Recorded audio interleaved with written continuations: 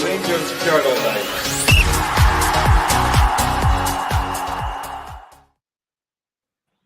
Good afternoon, everyone. My name is Bob Harron, and this is your Rangers Journal, Rangers News Roundup for the week. With us, we have three guests on with us this afternoon. We've got Cammy, Billy, and Derek. Cammy, come at yourself first. How are you this week, pal? Aye, Friday, bank holiday weekend, so just looking forward to getting to the end of the working day and then get myself organised for the weekend. Same. Billy, how about yourself? How you getting on? Hi, good. We had the bank holiday here in the middle of the week in Sweden, so like we're heading into the weekend and all firm games. You know, like you shouldn't care, especially the way the league's looking. But yeah, let's see how Sunday goes. I'll tell you how I'm feeling then. Yeah, we did have Derek, but it looks as if he's had a bit of technical difficulty, so I'll remove him for the moment and add him back in once he's ready.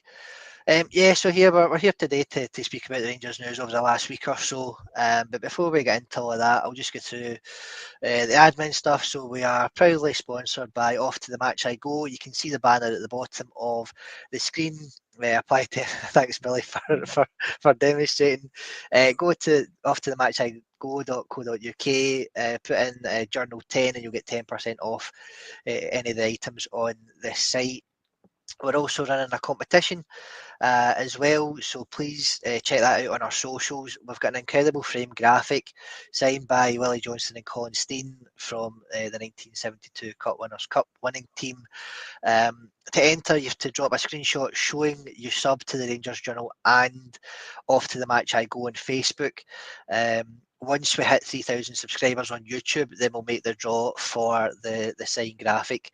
And from a quick check before we come on, we're sitting at about 160 odd away from the 3,000 subs on YouTube. So please, if you do watch us on a regular basis, please do subscribe to all our social channels, but more especially YouTube, and you'll be in a chance of winning that signed graphic from Willie Johnston and Colin Steen. See if Derek's back with us. Sorry hey Derek, that's all right. We're just going over the admin stuff, Derek. So you've missed the guff and you've come just in time to get right into the nitty gritty. Perfect timing. We'll touch very briefly since obviously our last news session and last Friday on the game of the weekend. So we had a 2-each draw with St Mirren and Paisley. Obviously a disappointing result, and then. With that, we had the Player of the Year awards over that weekend as well. So, Cam, I'll come to you first. Just your brief thoughts on the game, first of all. It was more of the same, to be perfectly honest with you. A result that we've seen too often, and pretty poor overall performance. I've used the expression half-arsed on multiple occasions this season. And that was another half-arsed Rangers performance where they just didn't put. Until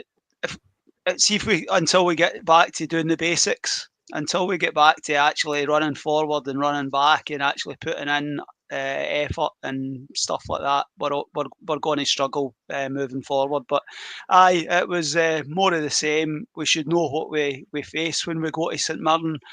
The fans are going to boo constantly for 90 minutes, and we just turn up at some of these games as if it's the first time we've actually faced that opposition, and that's what frustrates me more than anything. The fact that we don't appear to learn, or we don't appear to want to learn. So that's my short and concise. I could rant about it for much longer, but it was just more of the same. We've got 4 games to go. Let's see what this weekend brings. Sure, I'll come to yourself, Billy, as well. Just your briefest of summaries from last weekend's game. Briefest of summaries would be one word, but apparently we're not supposed to swear on here to avoid a PG rating. What Cammy was saying, it's this Rangers side in microcosm. We wouldn't be I wouldn't be surprised if we get shellacked at the weekend, but also you wouldn't be surprised if we turn Celtic over. But so what? You know, like Cammy was saying that this team doesn't seem to want to learn. I wonder if it's just the quality of players that just maybe not good enough. You know, that's the difference between like a championship winning player and like a very good player is the one that can do it week in, week out. We can, and it was. I was watching the game last week, and like I was kind of the same. You would think you wouldn't care, but I could have a right rant after it. And watching Liam Kelly morphing into Jack Butland and being very boy not to ship 2 goals, and where that would have left us, I don't know. So yeah, Rangers and microcosm, crap against St Mirren, will probably come flying out against Celtic. So what? Yeah, same. I don't disagree, Billy. Derek, what were yourself? What were your thoughts on the game last weekend? Same crap, different day for me. And you know, the fact I think we'll beat Celtic on Sunday just shows the weak mentality of the squad, in my opinion. You need to earn your stripes at St Mirren Park and Tannadice and all these places. The league, that's where leagues are won and lost. That's why Celtic are winning and we aren't, unfortunately. We're too easy to play against. We don't score enough goals with the chances we create. We let too many in at the back. It's all the ingredients for a poor season. So yeah, I can't wait to, you know, whenever the last game is and just get it done. And hopefully we have a better summer because it's been depressing all round. Let's be honest. Yeah, I don't disagree, and I can see the guys nodding away as well. Just probably briefly for myself on it, I think, as everyone's touched on, it's just our season in a microcosm. It's unbelievable how we seem to easily get up and make ourselves, you know, play so well, you know, against these, I say, the bigger teams, you know, in Europe, and obviously the Celtic games. And yet every single other week when we're playing, you know, the other teams in the SPFL, who again we've all said we all know how they're going to set up against us, we all know how they're going to play against us, whether it's at Ibrox or away, you know, we still can't find a way to break that down and somehow get a positive result out of it. So yeah, you know, the next 4 weeks will obviously just see us, you know, again we'll touch on the Celtic game towards the end of the pod, but you know, again, I wouldn't be surprised if we come out and beat Celtic on Sunday and then we get beat off Aberdeen the following week. You know, it's just typical of the way this team's performed over the course of the season. But let's move past last weekend. Let's move on to hopefully more positive news from the rest of the week. Well, the club also held their Player of the Year awards last weekend. A number of awards went out to likes of Cyril Dessers for top goal scorer, Jane Ross. One from the women's side, top scorer from the women was Katie Wilkinson. John Suter get the John Gregg Award, sorry. And we had, probably more significantly, Nico Raskin was named Men's Player of the Year. And the goal of the season was from Hamza from his strike at Parkhead a few weeks ago. So just get your thoughts on that. Derek, I'll come back to you first on the awards from last weekend. I know we touched on it just briefly before we came live that, you know, we've still got another 4 games of the season to go, so that, you know, things may have changed with regard to voting depending how the remaining games go. But do you think that's an accurate reflection of where we are and what's happened this season with the awards and who they went to? I hate to be so negative the first 9 minutes of this podcast, but there's just not many choices, to be honest. I don't think that I can't argue with both. I think John Suter deserves something just out of pure dedication and the effort he's put into the season. He's a great siege defender, and every time we've been up against it, he's been probably the best player. So no complaints there. Nico Raskin's our best player, in my opinion, when he shows it. And he's been a bit more consistent this season. When we've played well, he's played well. So I've got no complaints. And Igamani's goal, you know, was a great goal, a great time, great occasion for winning there for the first time in a while. So totally agree. The women's side has not been the best seasons either, and I think probably I'll say the same for them, as well as maybe not been too many choices. So there's no complaints from me in terms of the choices. We know we've had a bad season when there's only 1 or 2 candidates. You know, that's kind of my main thoughts of it. Yeah, I don't disagree, Derek. I think, again, you know, we're kind of talking about whether or not, you know, when we've not had successful seasons, whether or not they should be scrapped, because again, there's not much positivity around giving players awards when the team as a whole haven't really performed as well as we would hope.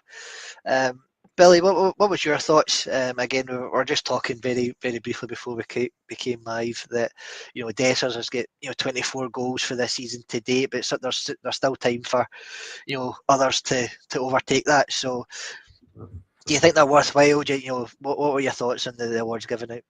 I mean, the awards thing, they're kind of like sort of an artificial construct, because you have them so far from the end of the season that you're kind of voting based on the season so far, which is kind of, it's counterintuitive, because normally the sharp end of the season is where you could make a difference, or you could become the player of the season. You could do something significant. Obviously, for us, we're so far out of it, doesn't really matter this season. I mean, in terms of the Dessers situation, it's kind of, technically he could get overhauled, but it's sort of, it's kind of like Derek was saying, it's difficult to care. You need to have an award season, and it almost in some ways is a way to hold the players accountable, because if I was a Rangers player, even getting an award, you'd be kind of shamefaced going up.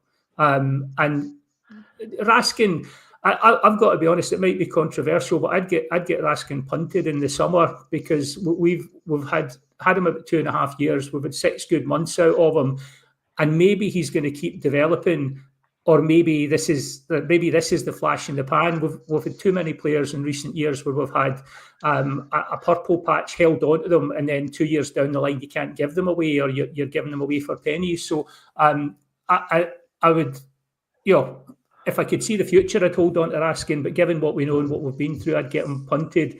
Iggaman, I'd like to hold on to see if he can develop a bit more. So kind of the same as what Derek was saying, not really much in the way of options. If I was a Rangers player, even John Souttar, I'd be kind of embarrassed going up and getting an award at the end of a season like this. So walk of shame more than an award, I think, is what I would have them down as. Yeah, I think it's always difficult. I think especially since 2021, we've not really had very much to be positive about in terms of silverware. Cammy, what about yourself? I know you'd mentioned about obviously the Dessers thing and the goals, but to me, it's just a bit of a anticlimax of the season, seeing these players getting awards when, as I said, collectively they've not done what we would want them to do to merit those types of awards. What were your thoughts on it? I think the only other player I thought was in with a consideration was Cherny. I think Cherny has been he's came up with good goals. He's been our main creative threat. As I would probably say, has been our only creative threat across the bulk of the season. And obviously he's done exactly what you would want a lone player to do. So I'll give credit for him. I think Nico's had a good season. I don't think he's had a great season. His best performances have been against Celtic and in the European games. I still think that the bread and butter matches, I don't think he has enough influence in those games, but he's had a good season. So well done to him. But you want to get to a situation where, I think somebody says in the comments the awards should have been scrapped. Yeah. I mean, on that basis, the last time we would have had a Player of the Year awards would be 2011 then. yeah, Do you know what I mean? That's the situation. Player of the Year awards happen. It's the sponsors. It's all that sort of stuff. It's no great. It just gives us something else to be angry about, particularly on social media. I'm pleased that the Rangers social media admin waited until the end of the night before they announced all the awards, rather than drip feeding us across the course of Sunday night, so they could spoil our night across the course of 3 or 4 hours, rather than just waiting to the end. But you want to get to a situation where the Player of the Year, you've got 5 or 6 players, and you're saying, I think it's Iggaman, and Derek's saying, I think it's Raskin, and Billy's saying, oh, I think it's Dessers, and I'm saying, oh, I think it's Diomande. If you've got a multiple candidates, then that's a successful season. Too often across recent years, it's been very, very easy to select the best of a bad lot, sort of thing. And the John Souttar gets it off John Gregg. That's the John Gregg Achievement Award. That's the person to take that up with is John Gregg. If you're brave enough to argue with John Gregg, then that's the man. He obviously sees what John Souttar has put in behind the scenes, has worked hard through injuries, is still prone to a mistake. But I think, as Derek says, he's a very good siege defender. And that's he's not shown anything at Rangers that I didn't see when he played with Hearts and that he played with Scotland. He's better when he's got playing a team where he's got 40% of the possession and he just has to head it and kick it sort of situation. So that's that. Player of the year, that is what it is. We just have to hope in a year's time that we have more candidates, and if we've got more candidates, we've had a more successful season. Yeah, 100%, Cam. I think I do think, as I said, it's a bit of an anticlimax for the season when we've not been successful on the pitch, that the individual players are getting awards when, as I say, they've not really merited it. I certainly wouldn't like to go up and challenge John Gregg on his award, though. It's, as you said, I think that's a braver man than me could definitely try, but. Just to chip in, I wouldn't challenge. I've met John Gregg. I wouldn't challenge him now. I wouldn't have challenged him then. My point would be if the John Gregg Award didn't exist, John Souttar wouldn't be particularly high in the reckoning in my thinking. And just to pick up on a point Singing the Blues is saying about injuries, actually what we should maybe be doing is giving attendance awards, like for players that are actually fit for most of the season. Like you get at school, you get like a wee badge or something for managing to stay fit all season, because that's probably like as much as a lot of players have contributed. I can see why John Gregg likes John Souttar, because he is a defender for the 1970s, to be fair. So. There's certainly that. It's the old blood and thunder. But yeah, I see the gaffers in the chat, so I better make sure he gets a shout out, and, as he says, smash the like button and subscribe, folks. It certainly does as well, and as I said, it gets you towards that competition that we've got with Off to the Match I Go. We'll segue nicely, or hopefully nicely, into the PFA nominations for Player of the Year and Young Player of the Year. Obviously, Hamza is the only one from the Rangers team that has been put forward for a nomination by the PFA Scotland as part of the Young Player of the Year. Obviously, as we've kind of touched on, I don't think any of the senior men, our first team main squad, have done enough to merit a place in that final four. We'll not go into who the Player of the Year nominations are, but I mean, it's certainly good to see Hamza being nominated, considering, again, probably when you look at it, he's not really even had a full season playing at the club. He only really come in towards December, January time, and he's obviously been up and down with his form, but it certainly goes to give him some recognition for his efforts over the last kind of 3 or 4 months. Cam, I'll come back to yourself on that. What were your thoughts on Hamza getting nominated for the Young Player of the Year? I mean, it's good recognition. I think he as Micah Richards would say, burst onto the scene back in November, December time. Around about that period, he was in really, really good form. Remember the goal against Tottenham in the Europa League. So, yeah, he's a young guy. He's got potential. There's elements of his game he needs to improve. I don't think he's benefited from being moved about. I think he is very much a number 9 for me. But yeah, I don't think he'll pick up the award unless the voting took place in early January sort of thing. I think out of all the candidates, I would expect Lennon Miller to get the awards, and I'm interested to see, just segueing, just to see where he moves in the summer. Hopefully, it is out with Scotland, and he doesn't move across the city, because he's a talented boy and he's got his head screwed on and what have you. But these awards, very much like the Rangers awards, if we've had a successful season, we've got a couple of candidates in the running for. If you're in a close title race, they've got 2 players, we've got 2 players. Nobody has been harshly dealt with the fact that they haven't been voted by their peers. But Hamza, yep, good recognition for him, and just hope he comes back after a good pre-season and kicks on next year.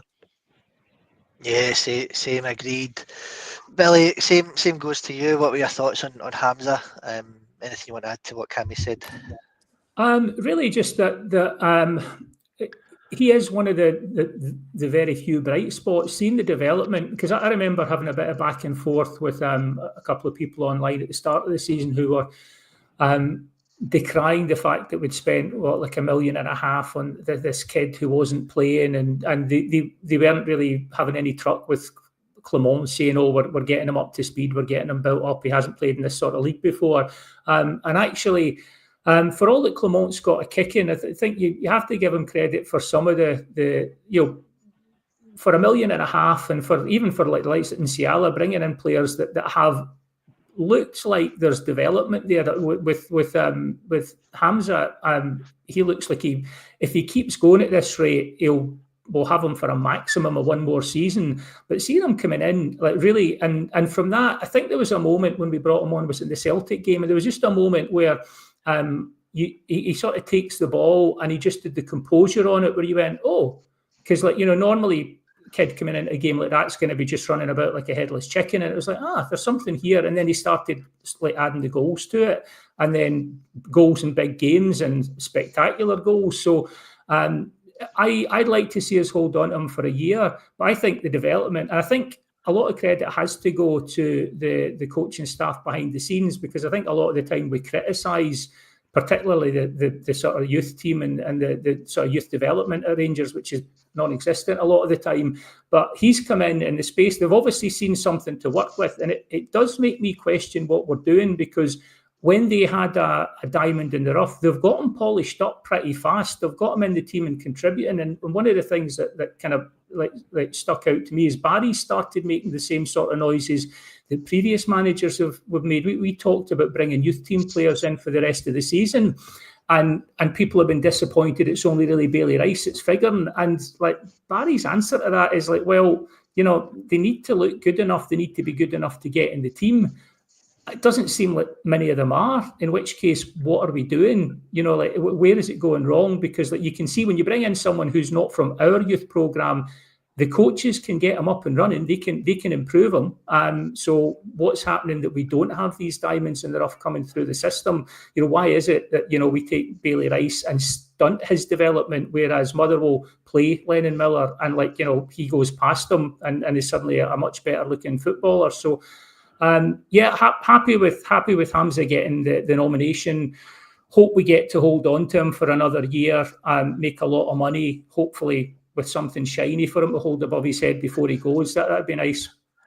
Yeah, no, I don't disagree, Bill. I think it's certainly something that's been discussed before on the pod, and obviously across most of the Rangers fan channels, is that the difference between the likes of Hamza coming in and not having been academy trained versus, as you said, the boys that we're picking up from other SPFL clubs and abroad that are more ingrained into that process of coming through an academy. Derek, what were your thoughts on that? Just maybe to segue slightly away from the Player of the Year nominations, but that difference. That's all right. Just the difference between the fact that Hamza's come through so quickly, and do you think not being part of an academy process has helped that? And again, just touching on what Billy said regarding the likes of Bailey Rice and the ones that we have obviously seen, or heard things about that we've maybe had to let go, like Liam King, Alex Lowry, over the course of this season, even in particular. Do you see that being a massive disadvantage for us, having academy processes in place for these young lads that are local compared to those on the continent? It's a very hard question about the academy versus obviously Cammy will know my background and kind of where I'm at, but I could speak all day about academy and its pros and its cons. But I think some of my boys used to play with Bailey Rice and Lennon Miller back in the day. They were the same age, and some of them are a year younger. And Bailey was ahead of Lennon, at 16, and he's not now. So is that because of exposure? Is it just because we're not coaching them correctly? Is it because Bailey's not doing what he needs to do? Is it because there's just too much pressure for Rangers to put in a 17-year-old kid, 18-year-old kid. So there's loads of different variables there, and I don't know the answer if I'm being perfectly honest. What Igamani's came, he's 21, I believe, isn't he? So his physicality, he looks like a man in every sense of the word in terms of strength, out the way, big shoulders. So he looked as if he was ready for football when he came in. What we've done between August and January, I'm not sure how much we've developed him, or it was just a case of he was getting used to the new country. I'm not sure, but to get back to Igaman, he's got everything you need in a centre forward. He's strong, he's hold up play, he can finish. He is a bit erratic, but I think that's because we've been moving him about. We've not given him a run of games. I think if he gets that next season, I would almost back him as the number 9 next year and give him a run and see what happens. He's a miles better football player than Cyril Dessers. I know Dessers got 24 goals, and I don't want to belittle that fact, but if any good move we do breaks down when it gets to the number 9. If Igamani's not playing, that has to change. So I think with a run of games, a good pre-season, hopefully with some better players around them, with a better coach stroke manager as well, I think we're going to see the best of Igamani. I don't think we'll have him for long. He's too good. He's just built for the English Premiership, in my opinion. The way the ball sticks with him, the way he can push defenders about. Remember, he came on at Parkhead when we lost at the start of the season. He flung a couple of players about, and I'm like, get this guy in the team. And I know all these guys are good football players, but it's these sort of things that make you stand out, and Igamani's got it all in abundance. But yeah, I could talk about the academy all day and what it's doing and what it's not doing. I'll not bore you. I know if they keep to under an hour, the gaffer says, so I don't want to start ranting. But it's I'm not sure about Rice versus Lennon Miller, but there's definitely something happened there. It could be personal, it could be the coaching, it could just be because we can't play players as much as Motherwell can, and Lennon's took the run of games and ran with it. There's could be loads of different variables there. Yeah, no, I agree. I think I think as we've kind of all touched on, probably the lack of pressure at a team such as Motherwell, and that's not to disrespect them in any way. It's maybe obviously easier for them and teams out with the Old Firm to get blood these younger players and get them the experience that they need so that they can then move on, whether it be to the Old Firm or whether it's abroad or down south or wherever they end up going. But yeah, there's certainly a lot to unpack with that one, and I'm sure that we'll have something probably in the off season that we'll probably go into that in a much more detail. So Derek, I'm sure that Scotty's already got you signed up to join that one. But yeah, we'll move on slightly. Again, segue nicely into the Glasgow Cup, the Old Firm Glasgow Cup that was held during the week. It was a one each draw after normal time. Rangers picked up probably what is their only piece of silverware this season, winning the penalty shootout 5-4 on the night at Firhill. Before we go into the game kind of as a whole, and I'm not sure if you guys saw it, I think clips were up on social media, and I think it was on Premier Sports, which again is a bit of an irk because I think it was kind of covered by BBC over the last few years, but it's obviously moved to pay-per-view, which isn't great. It was good to see that our goal scorer was a certain Casemiro, having recovered or making his recovery back from the I think it was the ACL injury received during international duty. So it was good to see him back and get part of the game. But I'll come back to yourself, Cammy. What was your thoughts on seeing that? Obviously Bacasa, and then obviously just the result as a whole. I'd obviously seen he was back in training, so it was good to see him back for what was a serious injury. He'd showed promise in the few opportunities that he'd got, in particularly the European games. I thought he looked quite solid, quite athletic, and able to get about the pitch up and down and what have you. But good that he stuck the goal away. I never watched the game, much like the clash with Champions League and what have you. I flicked it over when it went to penalties, watched the penalty shootout. Interesting to read Stevie Smith talking about exposing the younger players, and I think some of the players spoke about it. There was like 16 and 17-year-olds playing in the game, and I think what they're trying to do is test these boys at an earlier age, where obviously the B team's no longer going to be a thing. and they're obviously recognising that we are underperforming. The academy is underperforming, and it's an area of the club that, for the investment, has to do so much better. So there's obviously lots going on. Kevin Thelwell's going to come in. I think he'll probably bring his academy person from Everton, from what I can gather, and we'll have to see how that moves forward. But I'm all for the kids being exposed to playing against older ages. Like if you're 16, 17 and you're playing against 17, 18, 19 or what have you, we don't have the reserve team football and that young players used to always talk about when they were coming through. But I'm pleased that we managed to get a trophy. Interested just to see how the academy set up, how it changes, how it develops. But the overriding thing for me is it needs to be better. The pathway has to be there. We have to have.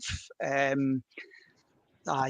think I'll be on that podcast with Eric with regard to a joined up process with regard to the way that we play across teams, so that you can slot from if you get a first team opportunity, you're playing the way that you've been used to. You've been coached through the academy setup, and it's not something completely. You're not going to be asked to go from Pep Guardiola style passing to hoofball, sort of thing, So I pleased we got the win, and it's good to beat them in any discipline, whatever it is, men, women, under fives, under sixes. Beat Celtic is always a good thing. Yeah, certainly. But Billy, what about yourself? What were your thoughts again?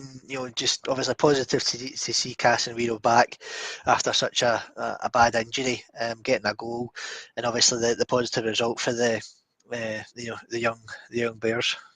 Yeah, I mean, always great to beat Celtic at anything, and good to get that winning mentality. It was great to see Casemiro playing before the end of the season and scoring, and there seems to be an interest from us in him, because really, with an injury like that, a lot of the times you just send him back to the parent club, and we've kept him around. And to be honest, based on the appearances we were seeing earlier in the season, I can kind of understand why. I've got a horrible feeling that Casemiro might end up. Either we need to, if we want to keep him around, it has to be an option to buy. Otherwise, you could be a victim of what we did with Cortez, because you just can't roll the dice on committing to buy another player who's coming back from a serious injury. The Cortez one, at some time it has to come out what happened there, because it's baffling. I mean, to anyone looking at that, unless Clement thought he had a gem and that we needed to get him nailed down, but at that price it didn't seem to make any sense. Casemiro now, we couldn't commit to buy him, but I'd love to have him around next season based on what we were seeing early on, and I hope we can get maybe one of those option to buy deals after a year. That'd be pretty nice. I'd be quite happy with that. In terms of the youth team, one of the things I never actually mentioned earlier, maybe give the youth players at Rangers a wee bit of credit, is one of the problems we've got in terms of bringing them through is like when you're bringing in young players, you want to kind of like bed them into a successful team that's well oiled and playing well. We haven't really given young players a platform to do that in recent years. You think about like Nathan Patterson, but then you're kind of talking about like the Gerrard team coming to its peak, and it was easier to bleed in a young player there. So I would give the young players that bit of slack. But one of the things I would say, just going back to one of the things you were talking about there, Bob, is that I think it's very simple what happens with a lot of players that in modern football, but also at Rangers, is I don't think they play enough football. I don't have an awful lot of time for Gordon Strachan, but I heard them kind of like going into detail one time about the path that a young player would have had when he was growing up versus what they get now coming through the academy system. And, a young player back then might have played for 3 different sides. They're training 3 times a week. They're playing 2 or 3 games a week. And you think how many touches of the ball in a competitive environment they're getting. And he then took you through what a youth player who would play all week, would train a couple of times, like go up to Aberdeen in away game, sit on the bench, come on for 15 minutes and touch the ball 6 times. And like, like anything in life, you know, if you want to be a virtuoso, like violinist or whatever, you need to be doing it like in real competitive environment a lot. And I just don't think, I think that because players are assets and there's money to be made and we want to cost at them, I think they just don't play enough competitive football. And I don't think it's like exactly rocket science to say that you look at Lennon Miller, and I don't know, he might have just, there's so many variables, like Derek was saying, there's so many variables in a player's, you know, mentality and their physicality and the team they play in, about how fast they develop. But I don't think it's a leap to say that Lennon Miller's in making mistakes every week, which you wouldn't get to do at Rangers, playing every week, and Bailey Rice isn't. And then what do you know? One's overtaken the other. So yeah, I'll be very interested to see what the 49ers take is on, because they're coming in to make money and be successful. And if you walk in and look at various elements of the club at the moment, the youth pathway into the first team is one you'd look at and go, that doesn't work. That hasn't worked for years. And I am kind of like of the school of thought that you should be at least producing decent left back and right back, you know, a backup left back and right back in modern football if your youth team setup's okay, and ours clearly isn't. So I'll be interested to see, sorry, going off on a ramble there, but I'll be interested to see what Thelwell does and what the 49ers think when they come in and look at that, and how they either streamline it or get it producing one or two decent players every couple of years. Sure, and it's certainly a valid point, Billy. I think that you know, with the fact that we've obviously, when we touched on it last week about Kevin Thelwell coming in as a new sporting director, and the likelihood that he'll be bringing the academy director from Everton with him, it'll certainly be interesting to see how the 49ers and Andrew Kavanagh see us going forward and trying to produce more youth that are blooded into the team. But again, fully take on your point as well. You know, it's far easier to bring these boys in when we're part of a successful team, or if and when they're part of a successful team. Derek, I'll give you a bit of a platform for this. I know your background with the kind of amateur and youth scene in and around the Inverclyde area and a farther afield. What was your thoughts again, just on the cup final on Tuesday, and obviously seeing Casa come back from his injury? Yeah, I mean, they were lucky to get to the final. They had a couple of poor performances prior. A couple of my boys that play with Partick Thistle and Queen's Park were saying they were lucky to beat them twice. So, you know, to go get there and win the final is great. You know, trophies are not what define youth development. Of course, they're not. It's how many players out that team will make the Rangers squad. And unfortunately, right now, it's not many. The way I see it is, you've got 9 subs now on a Saturday. I think it is 9. I'm sure it's something ridiculous like that. You can only play 5. There's maybe 1 or 2 youth on that bench. Aidan McCallion's been there, Finlay Curtis, blah blah blah. But I think as a sort of, for a financial structure, you should have 18, 19 pros and then 4 or 5 B team 18, 16 to 20-year-olds that fill that space, because it makes your budget go further. You know, the Aidan McCallion and the likes won't win a lot of money, so it frees up wages for the rest. Instead of Cortez and players like that being that 18th, 19th man, you've then got youth players. So it's a bit bigger than that for me. There's two ways of look at it. Are we giving them the chance, or are boys grabbing that chance as well? So there's both, and I'm a big advocate for youth football. But at my own club, you know, I always say to the youth players, like, you need to be better than somebody in that first team. You need to be better than somebody on the bench. You need to do it on a consistent basis. You need to rip the jersey off them. You need to copy them. You need to do better. You need to work harder. So I think there's a wee bit more in the youth of today that could do more to get in that team, in my opinion.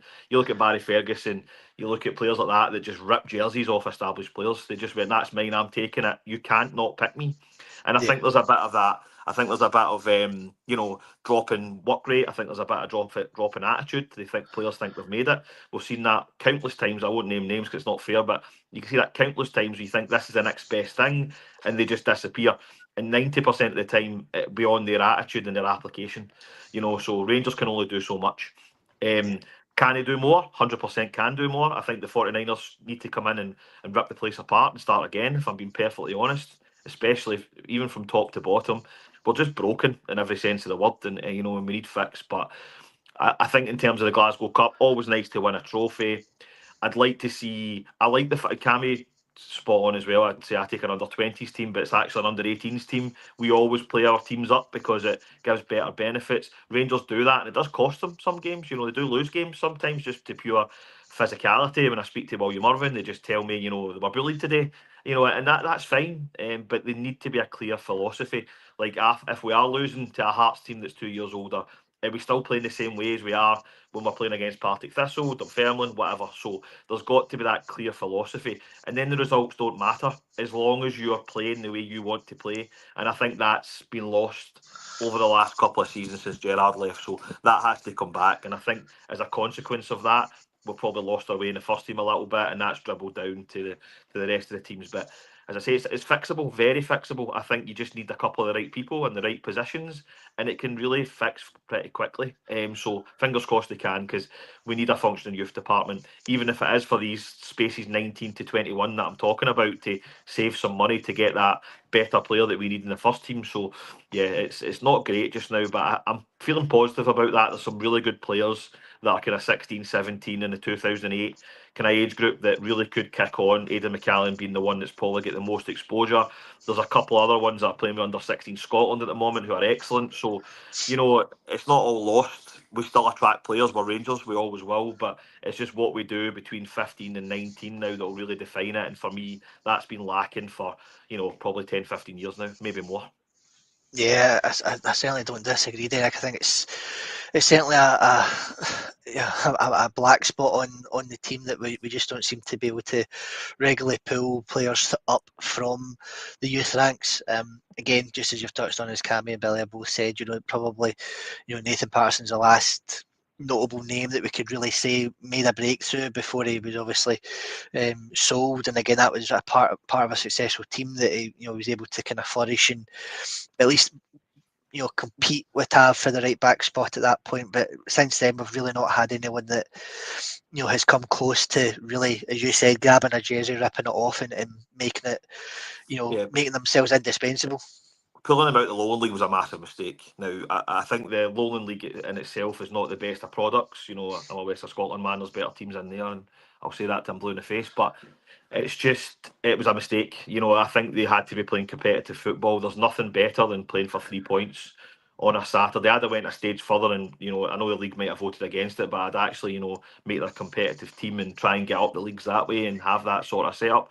But for my boys, obviously it's a lower level. It's a step below Rangers and the youth department. We pick up a lot of these boys that get released. So they say it's like they train well, they've got all the sports sciences, everything that's going, but they don't play enough minutes. So our boys play on a Friday night, for example, then they go and play with the first team on a Saturday. So they're getting 90 minutes on a Friday, then they're maybe getting 20 minutes on a Saturday. Now I understand it's lower level, but bodies are bodies, minutes are minutes. So I think we need the reserve league back, or a functioning B team, something like that, just to get the minutes that they require. No one gets better. I mean, training's a massive part of it, of course it is, but the games is where you really learn. And you need to be getting battered about. You need to make mistakes. You need an older guy coming back for injury telling you, what you've done wrong and how to fix it in no uncertain terms. We're missing that in the game right now, and that's why people like Gordon Strachan are probably getting frustrated, because they probably came through the reserve football and learned off older guys that were maybe 10, 15 years older than that had been there and done it. And it's just that, in fact, they're so separated now, it's they're not getting to learn, in my opinion. So I think for the re-establishment of a proper B team, reserve team would be P1 for me. You see it teams it works. I don't see why we almost pulled it. It was a wrong decision for me. Sure. No, I take your point. Again, I know that when I've had the discussions with Willie, on the youth series that we did earlier on in the year, it's certainly a point of contention, in the fact that they've just as you said, Derek, they've just not had enough game time this year to help them, develop and push for a first team slot, even in the squad. Never mind, on the bench or in the first team. So it's certainly something that the new consortium, as in hopefully when they do come in, are able to address quickly. I know it's not going to be a quick turnaround in players, but it's certainly something that, as you said, they need to look at with very open eyes. We'll move on slightly. I'm just conscious of time. I want to keep it under the hour, or else I'll get my wrist slapped from Scotty. just a positive point again. That was the 60th time that Rangers have won that Glasgow Cup. So again, another notch on the wall in Ibrox for that. I was going to touch briefly on the Rangers women's game. They were beat 1-0 by Glasgow City during the week, and that's a very tight title race between themselves, Glasgow City and Hibs. We'll not go into too much detail, but again, they're in the cup final as well. We'll maybe touch on it more in the next week or so. But I'm conscious of the fact that we have a rather significant game on Sunday afternoon at Ibrox. And I really want to get your guys' thoughts on that. I know that there's going to be the pre-match thoughts as well on Sunday before the game. But I want to give you guys the opportunity just to add your input to the last Old Firm game of the season. Obviously, going into it, having seen the other side of the city be mathematically crowned champions again, which is obviously a bitter taste in the mouth, but hopefully can save some face and save some pride for this game on Sunday at 12 o'clock kickoff. Cammy, I'll come to yourself. What are your thoughts in the game on Sunday? Very hard to get motivated for it, to be perfectly honest with you. The expression "dead rubber" has been heard on various podcasts and things that I've seen on social media, and that's essentially what it is.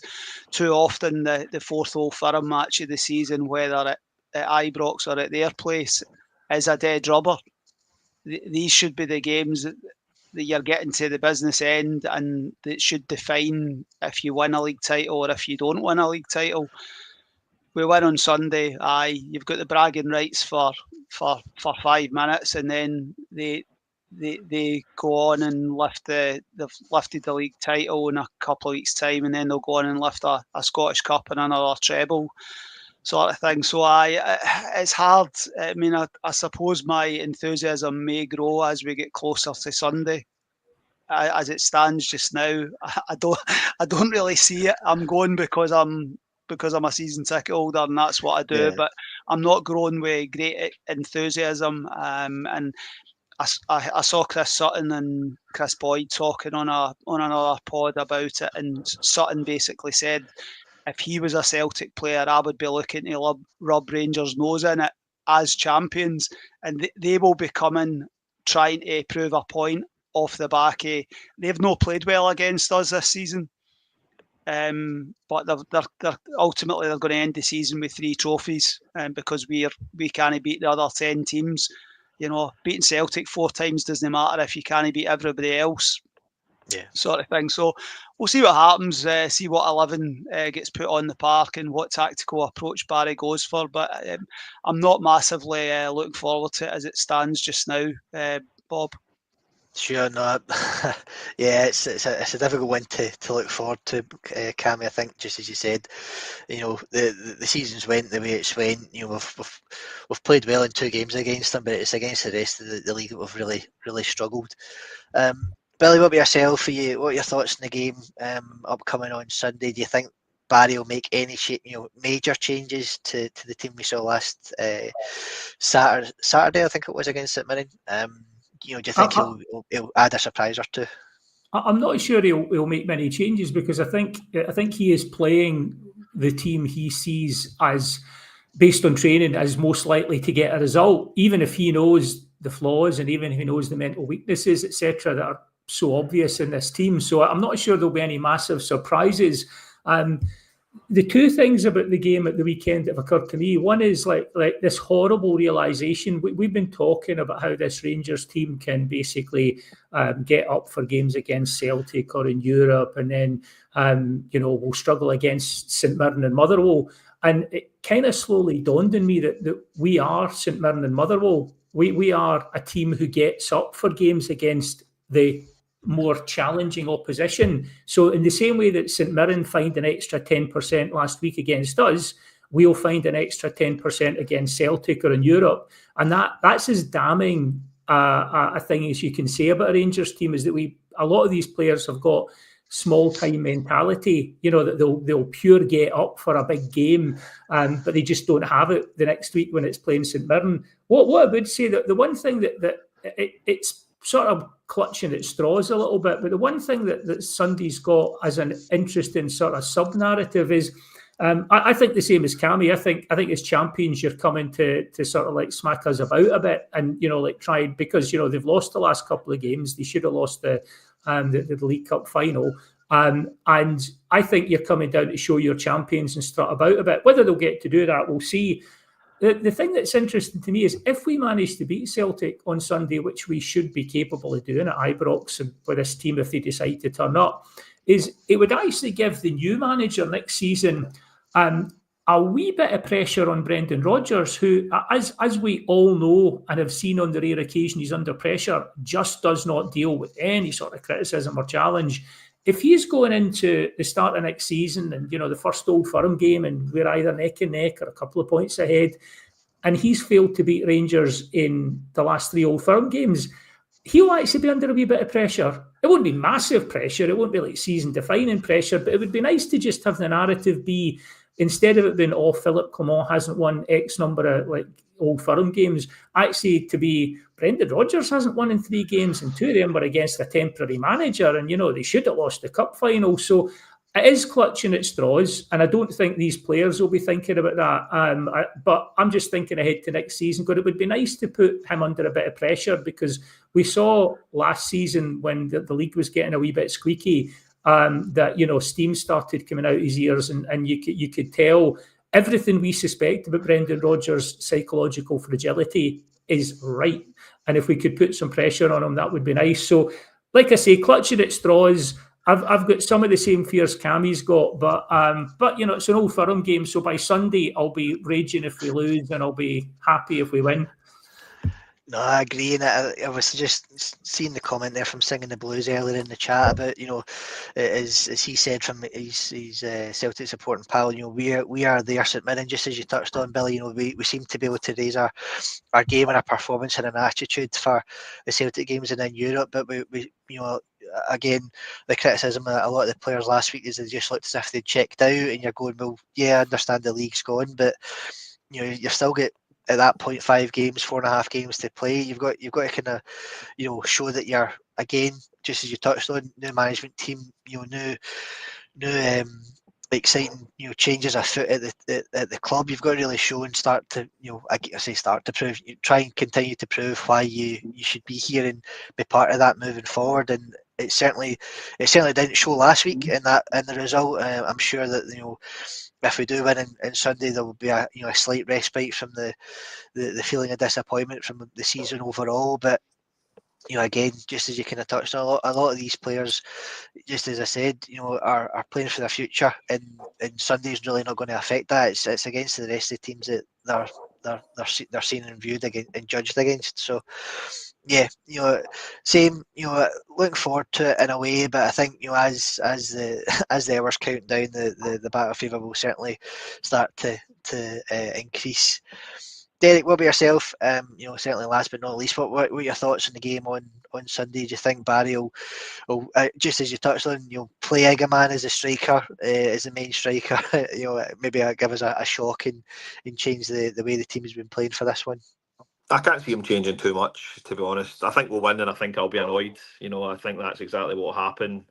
It's just, I can't enjoy these games. Even the one at Parkhead was lovely, lovely to win there always. But as Cammy says, 30 seconds later, you're going, well, where's that been for the last 6 games? So it's more frustrating. As I say, I think we'll win, and I'll be annoyed after it for more than I probably would be if we get beat. So I don't think he'll change too much. I think we'll give up the ball. I think we'll press high. That's how you beat Celtic. That's how you beat Brendan Rodgers' teams. It's a proven fact. I agree with what you were saying there regarding Rodgers. I'm really annoyed we've not pushed him. I'm really, really annoyed that we've not managed to do it. As soon as Gerrard started to get good, he left. I think if we'd have had to do that, we'd done that last season, maybe had a chance last season-ish, round about February, March time, and we bottled it. He would have done the same in the summer. He would have left before he started to lose. Ego does not allow that to lose at Celtic, but it's disappointing because We've almost handed them the trophy this year again, which is so frustrating. So that'll be the overriding, emotion after the game at 2 o'clock on Sunday, regardless of the result. We've not made them fight for it, and that's so frustrating, and it's not acceptable. And hopefully, the term dead rubber is dead and buried going forward, because it has to be. We've been saying dead rubber for the last 3 years now, and it's the ultimate, disappointment for a Rangers fan. We shouldn't be playing any dead rubbers, never mind against Celtic. Yeah, no, I agree, Derek. Certainly a kick in the teeth, and hopefully, hopefully this time next year we're far more positive and we've got a lot more to smile about going forward. But just again, conscious of time, I'll just ask you each for your predictions for the game on Sunday. So Cam, I'll come back to yourself. What do you think the score will be come 2 o'clock on Sunday afternoon? Just quickly before I give my prediction, I hope that if I'm doing a podcast in May 2026, that none of us are saying hopefully this time next year. Yeah. Agreed. Because I think we've said that far too often. I think it'll be a 2-2 draw on Sunday. Okay, scorers. Cherny and Igaman. Okay. But a positive result. I'll take that. Billy, what about yourself? What are your thoughts on the game? I could see anything, but beforehand, for some reason, 3-3 seems to make sense. Like a scoring, I can't see us keeping them out. I hope we turn up, because if we turn up, we could get a 3-3. If we don't, it could be a sore afternoon. Sure. No, I think it'd definitely be interesting. Again, they've got a point to prove coming in, and hopefully trying to add insult to injury. But yeah, again, we'll wait and see. Derek, what about yourself? What do you think the score's going to be on Sunday? I think we'll win 2-0. Tavernier penalty and a header for a corner. I'll go John Suter. Yeah, I think we'll win 2-0, and I'll be raging come 2 o'clock. I wouldn't be surprised if we keep a clean sheet, considering we've let two goals in the last half a dozen games. So I wouldn't be surprised if we somehow manage to get a clean sheet on Sunday. So I wouldn't be this confident. I wouldn't be this confident if we're playing Hibs on Sunday. Never mind. That's just said it all. Yeah, no, agreed. I think for my own prediction, I think I'll go 3-1. I don't think we'll keep a clean sheet, but hopefully we'll get the 3 points and at least bring the gap down ever so slightly towards the end of the season. Just before we wrap up, guys, I can see there's 209 watching. We've had 3 likes. If you can please, as I said, smash the like button, share and subscribe. Just to bring the subs up. Obviously, enter yourself into that draw for the signed graphics from Willie Johnson and Colin Steen, as I mentioned at the top of the pod, from Off to the Match I Go, who are our sponsors, and they are great guys. Again, just to touch on the banner at the bottom, if you go to offtothematchigo.co.uk, enter Journal 10, and you'll get 10% off anything that you like on the website. If you want to go ahead and get it, you'll get a discount. We'll wrap it up there, guys. Again, thank you very much for your time this afternoon, Cammy, Billy, and Derek. I'm conscious, Scotty giving me the rap on the wrists here. So, Cammy, coming to you. Final thoughts.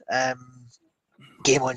Oh, Cammy just dropped. So, Billy, Derek, as I said, thanks very much for your time today. We'll close out as we always do, with every night is a Rangers Journal night.